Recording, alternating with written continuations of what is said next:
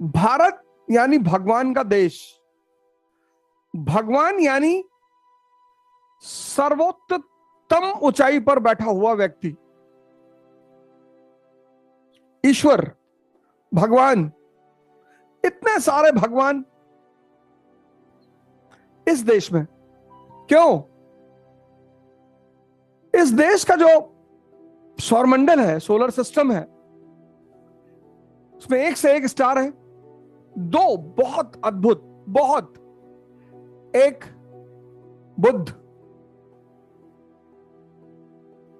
और दूसरा पतंजलि। दो सबसे अद्भुत, एक बुध, एक पतंजलि। Life means war. जीवन का मतलब ही युद्ध। हम 10th में थे तो माँ बाप कहते थे कि देखो बेटा, 10th के में जो पढ़ाई है वो असली पढ़ाई है, बाकी कोई पढ़ाई नहीं, और 90% से नीचे नहीं आना चाहिए। और अगर मैं कहूं कि नर्सरी से हमारे मुल्क में कंपटीशन शुरू होता है तो वो एग्जैगरेशन नहीं, अतिशयोक्ति नहीं है। नर्सरी से लाइफ मतलब युद्ध, वॉर। वॉर में जरूरत किसकी है? शक्ति की, पावर। आज इतने सारे युवा परेशान, इतने सारे युवा डिप्रेशन का शिकार, क्योंकि तमन्ना बहुत बड़ी है। तमन्ना बहुत बड़ी है, होनी ही चाहिए। ड्रीम बहुत बड़ी है, पर ताकत का अभाव है।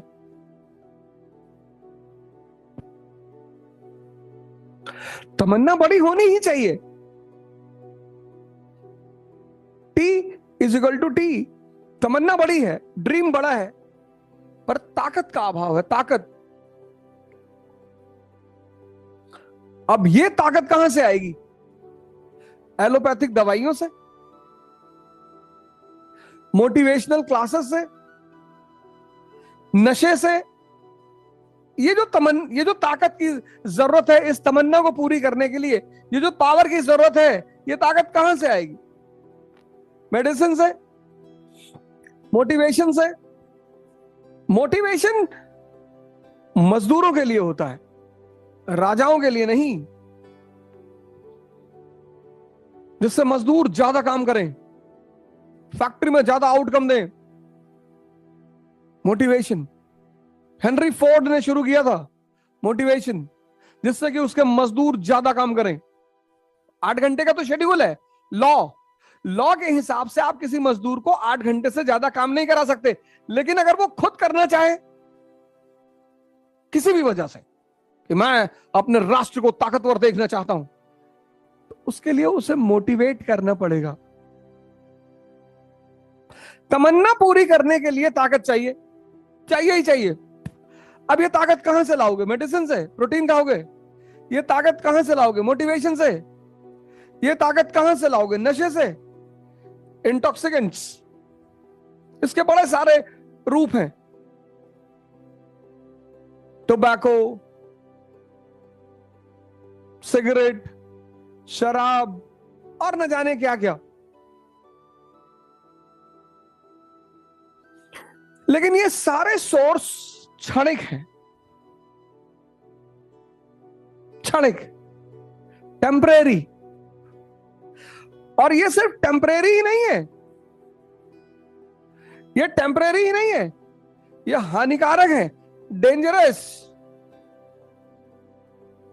ताकत चाहिए तुम्हें, ताकत।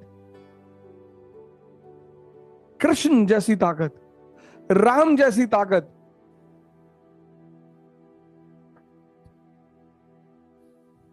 ये ताकत, मुझे डर लगता है, का आधार स्तंभ ये दोनों है, मुख्य आधार स्तंभ। मैं इन दोनों का नाम इसलिए ले रहा हूं कि इन दोनों आदमी ने, अगर इन्होंने ईश्वर को बीच में लाने की कोशिश नहीं की तो इनकी लाइफ ज्यादा टफ हो जाएगी। एग्नोस्टिक है, इनके पास बहुत बड़ी अपॉर्चुनिटी। ईश्वर के मुद्दे पे शांत है। हिंदू, मुसलमान, सिख, ईसाई, कोई भी इनको फॉलो कर सकता है। ईश्वर की बात ही नहीं करते, चुप, मौन, और हालत खराब हो गई। सिर्फ एक बात करते हैं, विपासना।